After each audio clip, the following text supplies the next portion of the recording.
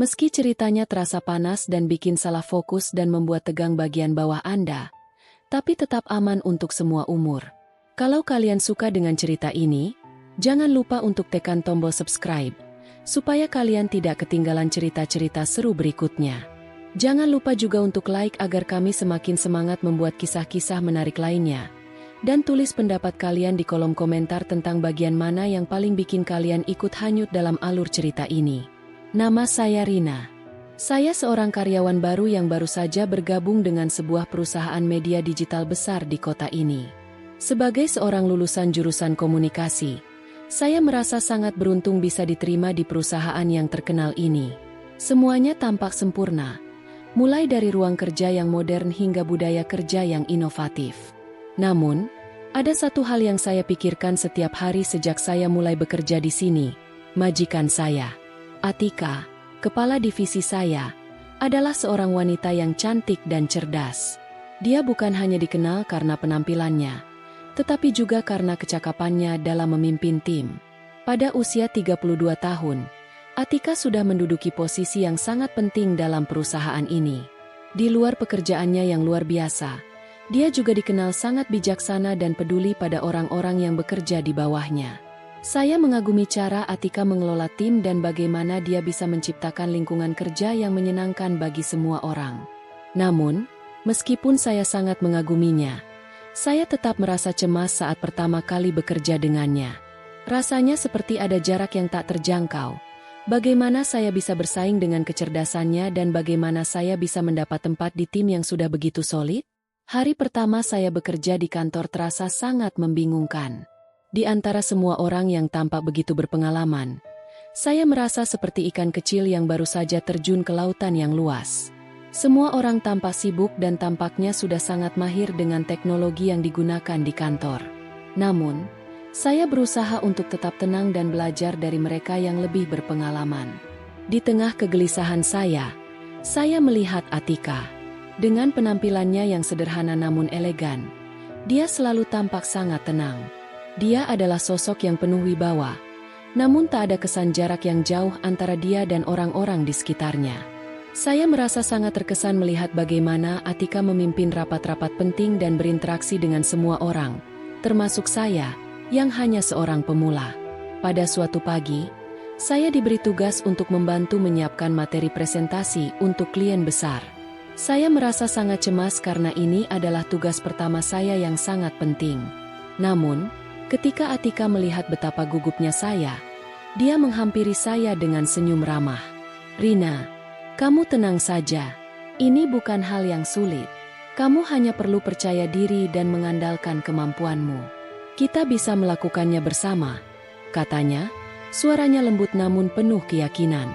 Kata-katanya membuat saya merasa lebih tenang. Saya tahu ini bukan hanya tentang pekerjaan, tetapi juga tentang bagaimana Atika memberikan dukungan pada orang-orang yang bekerja di bawahnya. Semakin hari, saya semakin merasa nyaman bekerja di bawah Atika. Meskipun dia sangat profesional dan tahu apa yang dia inginkan dari tim, dia selalu memastikan bahwa suasana kantor tetap menyenangkan. Atika tahu bagaimana memberi ruang bagi setiap orang untuk berkembang, termasuk saya. Suatu hari, saat kami sedang menghadapi tenggat waktu yang sangat ketat untuk sebuah proyek, Atika mengumpulkan seluruh tim untuk rapat.